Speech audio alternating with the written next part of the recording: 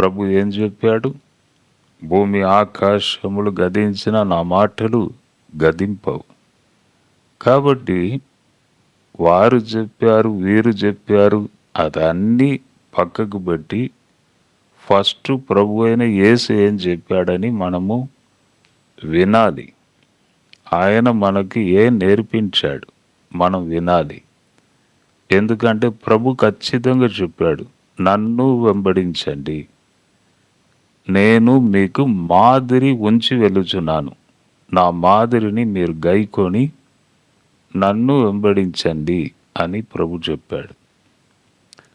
కాబట్టి ఈ చివరి కాలములో మనము ఏం చేయాలి? ఎలా అలర్ట్గా ఉండాలి?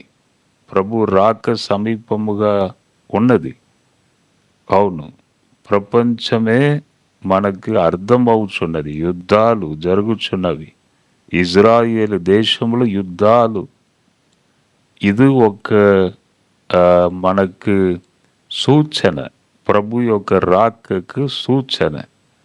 అప్పుడు శిష్యులు ప్రభుతో అడిగారు, ప్రభువా ఇది ఎప్పుడు జరుగుతుంది? ఈ దేవాలయము ఒక రాయి మీద ఒక రాయి ఉండకుండా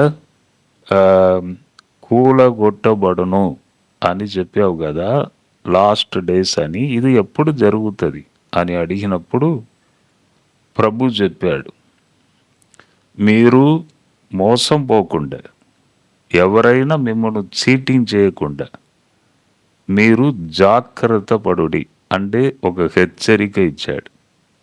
ఈ దినము 24వ అధ్యాయం 5వ వచనములో, మరియు మీరు యుద్ధములను గూర్చియు యుద్ధ సమాచారములను గూర్చియు వినబోదురు. మీరు కలవరపడకుండా చూచుకొనుడి. ఇవి జరగవలసి ఉన్నది, కానీ అంతము వెంటనే రాదు అని ప్రభువే చెప్పాడు. కాబట్టి చాలా జాగ్రత్త. వెంటనే అంతం రాదు, కానీ మీరు కలవరపడకండి. అదే పెద్ద ప్రాబ్లం. కలవరం, హృదయంలో కలవరం, అదే ఒక వ్యక్తిని హతం చేస్తుందండి, ఈ కలవరం. కాబట్టి ప్రభు అప్పుడప్పుడు మనకి ఏం చెప్పాడంటే, భయపడకుడి, కలవరపడకుడి, జడియకుడి, నేను మీతో ఉన్నాను అని అనేక సార్లు దేవుడు మనకు నేర్పించాడు. బైబిల్ గ్రంథంలో అనేక మాటలు ఉన్నవి. మనము చాలా జాగ్రత్తగా ఉండాలి. కలవరము వద్దు, కలవరపడవద్దు అను ఒక హెచ్చరిక. కొన్ని దినముల క్రితం ఒక ఫ్యామిలీ వారు నన్ను చూడుటకు వచ్చారు. భార్య, భర్త, కుమారుడు. భర్త ఇప్పుడు కొద్దిగా ఏజ్ అయింది, 70 years.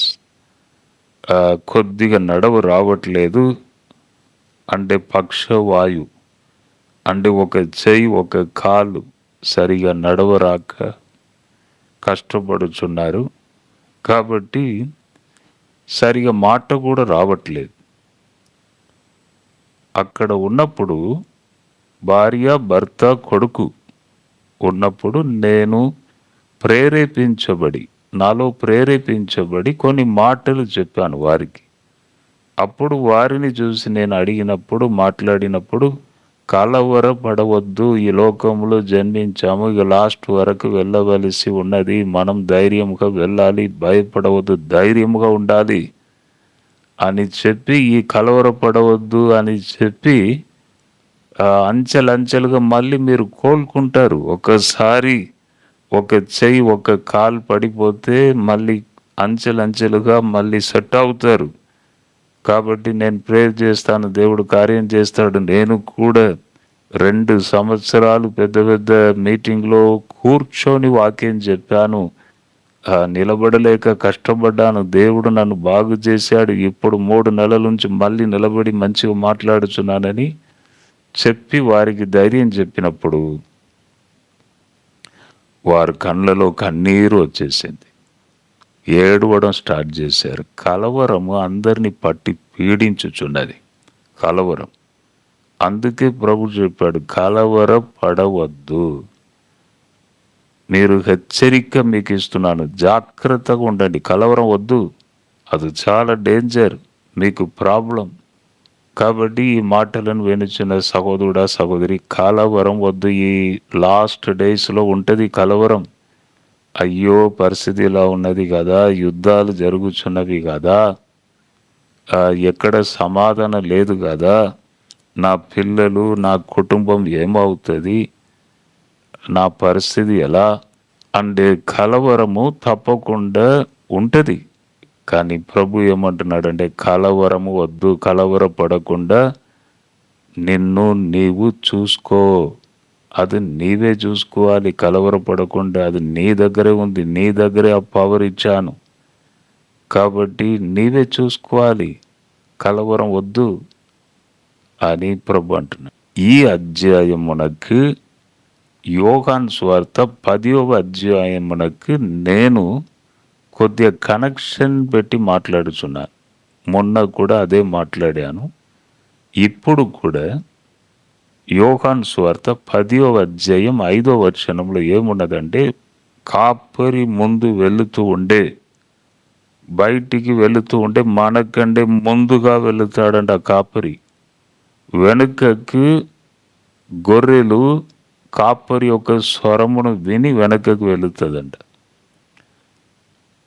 ఈ అనుభవం ఉండే దేవుడు మనకు ముందుగా వెళ్ళి మనము ఆయన వెనుకకు వెళితే కలవరం ఎక్కడి నుంచి వస్తుంది? రాదు. ఒక వ్యక్తి నడిపిస్తున్నాడు, దేవుడు ముందుకు వెళ్ళుచున్నాడు, నాకు ఎటువంటి భయం లేదు, కలవరం లేదు అనే ధైర్యం మనకు వస్తుంది. అవును, పెద్ద పెద్ద నాయకులు, ప్రపంచమును దేశమును ఏలుచున్న వారు వెళితే ఫుల్ సెక్యూరిటీ ఉంటుంది, దగ్గరకు వెళ్ళలేం. ముందు పోలీస్, వెనుకకు పోలీస్, దాదాపు 1000 మంది ఆ బాడీ గార్డ్స్ ఉంటారు. అక్కడ కూడా కొద్దిగా దడ ఉంటుంది. ఏదైనా మనకు విరోధముగా ఎవరైనా చేస్తారా, మార్గంలో ఏదైనా పెట్టారా అని కూడా కొద్దిగా వారికి భయం ఉంటుంది. కానీ దేవుడు ఒక వ్యక్తి ముందు వెళితే ఎటువంటి భయం ఉండదు, ఫుల్ సెక్యూరిటీ. కాబట్టి కాపరి దేవుడు మనకు ముందుగా వెళ్ళుచున్నాడు, వెనుకకు మనం వెళ్ళుచున్నాం ఆయన స్వరమును విని. కాబట్టి మనకు ఎటువంటి భయము లేదు, కలవరము లేదు. లాస్ట్ డేస్లో ఇక యేసు ప్రభు రాక సమయంలో తెగులు, తర్వాత భూకంపాలు ఇవన్నీ జరుగుతూ ఉంటవి. కానీ ఆయన ముందుగా వెళ్ళుచున్నాడు కాబట్టి దేవుడు తన బిడ్డలను క్షేమముగా కాపాడుతాడు. అది అన్ని వచ్చినా కూడా వాటిలో నుండి తప్పించి మనలను కాపాడుతాడు. అందుకే మనకు ముందుగా ఆయన వెళుచున్నాడు. ఒకసారి 1994 ఏం జరిగిందంటే, అప్పుడు ఆయిల్ బిజినెస్ చేశాను. అప్పుడు బాగా ప్రార్థనలో ఉంటాను. అప్పుడే రక్షణను పొందిన క్రొత్త. అప్పుడు ఒక దినము ఒక స్వరం బాగా నాకు నడిపింపవచ్చుచున్నది, ఇక్కడ ఉండకు, వెళ్ళిపో వెళ్ళిపో. ఎందుకంటే ఆఫీసర్స్ అప్పుడప్పుడు వచ్చి ఆయిల్ను చెక్ చేస్తారు, విజిలెన్స్ పోలీస్ డిపార్ట్మెంట్ వారు. అది స్టాక్ సరిగా లేకపోతే, కలవకపోతే వెంటనే అరెస్ట్, వెంటనే జైలు. అప్పుడు అంత చట్టం అంత తీవ్రముగా ఉండే టైం అప్పుడు 1994.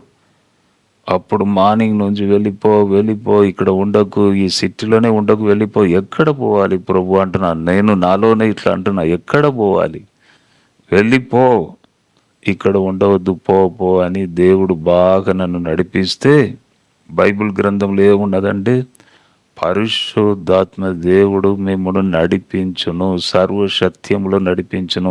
కాపరి ముందు వెళ్ళుచున్నాడు, వెనుకకు స్వరమును విని మనం వెళ్ళుచున్నాం. కాబట్టి కలవరం వద్దు, వెళ్ళిపో అని నడిపింపు వస్తే, నేను ఎటు వెళ్ళాలని తెలియక కారు తీసుకొని హైదరాబాద్ రూటుకు వెళ్ళి వరంగల్ సిటీ దాటి ఒక చెట్టు క్రింద కార్ని పెట్టి స్టీరింగ్ ముందు అలాగే ఒరిగి పడుకున్నా. ఎక్కడ పోవాలి దేవా, నన్ను పోమంటున్నావు, ఎక్కడికి పోవాలంటే కంబైన్ నుంచి నాకు ఫోన్ వస్తుంది, మొత్తం విజిలెన్స్ పోలీసు వారు వచ్చి మొత్తం చెకింగ్ వచ్చారు, మీరు లేదు కాబట్టి ఆ మేనేజర్ని అరెస్ట్ చేసి తీసుకుపోయి జైల్లో పెట్టారు, ఇంకా రండి అని నాకు ఫోన్ వస్తే, అబ్బా ఉదయం నుండి దాదాపు 6 గంటల నుండి, వారు వచ్చింది 10 గంటలకే, ఉదయం నుండే దేవుడు మాట్లాడి మాట్లాడి పో పో పో అంటే ఎందుకు చెప్తున్నానంటే, ఒక ఎగ్జాంపుల్ ఇది చెప్తేనే మీకు అర్థమవుతుంది. దేవుడు మనకు ముందుగా వెళ్ళినప్పుడు ఈ చివరి కాలంలో చెప్పబడిన తెగులు, భూకంపాలు, యుద్ధాలు, ప్రాబ్లం, సమస్యలు ఏది వచ్చినా మిమ్మును ముందు వెళ్ళుచున్న కాపరి మిమ్మును క్షేమముగా కాపాడి గొర్రెలను కరెక్ట్గా నడిపించును, మిమ్మును తప్పించును, అపాయమునకు తప్పించును. కాబట్టి మీకు ఎటువంటి కలవరం వద్దు అని దేవుడు మాట్లాడుచున్నాడు. కాబట్టి మీ కొరకు నేను ప్రార్థన చేస్తాను. ఈ దినము ఈ మాటను మీరు తీసుకోండి, ముందుకు వెళ్ళండి. ప్రభు మిమ్మల్ని దీవించునుగాక. ప్రభువా, ఈ వాక్యమును వినిన ప్రతి ఒక్కరిని కూడా దీవించండి, ప్రతి ఫ్యామిలీని దీవించండి. ఇప్పుడే మీ హస్తం వారి మీదకి వచ్చునుగాక, తల నుండి అరికాల వరకు శక్తి ప్రవహించునుగాక. ఇప్పుడే ప్రభువా మీరు ముట్టండి తండ్రి. హల్లెలూయా. అడ్డు ఆటంకముల అపవాది క్రియలను యేసు నామములో బంధించి ప్రార్థన చేస్తున్నాం. విజయం దయచేయండి, ఎక్కడికి వెళ్ళిన కాపుదల భద్రత దయచేయండి. ప్రభువా బంధకం నుండి విడుదల దయచేయండి. స్తోత్రం స్తోత్రం స్తోత్రం. మీ హస్తమును చాపండి వారి మీద, యేసు నామములో అడిగి వేడుకొనుచున్నాను తండ్రి, ఆమేన్. జడ్సన్ అబ్రహాం యూట్యూబ్ ఛానల్ని సబ్స్క్రైబ్ చేయండి, షేర్ చేయండి, లైక్ చేయండి. బంధువులు, తెలిసిన వారి ఫ్రెండ్స్ అందరికీ సబ్స్క్రైబ్ చేసుకోమని చెప్పండి. ప్రభు మిమ్మల్ని దీవించునుగాక. God bless you, God bless you, God bless you.